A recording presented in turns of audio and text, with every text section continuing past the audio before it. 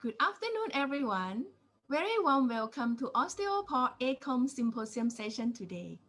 My name is Dr. Natari Janjaransuk. I will be your moderator for this session.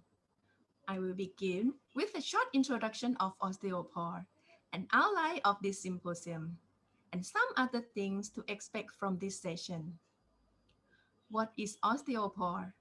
Osteopore is one of the pioneering leaders in regenerative solutions.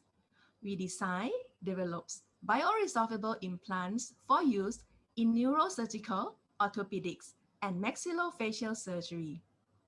Our technology restores human bone by promoting the development of biologically active tissue engineered biostructures.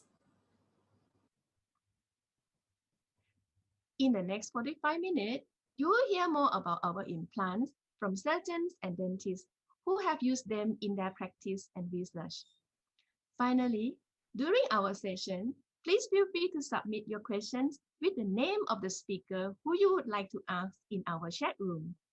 We will run a live questions and answer session after the last speaker. We hope to see you there. Now, let's start the sessions with our short introductions video.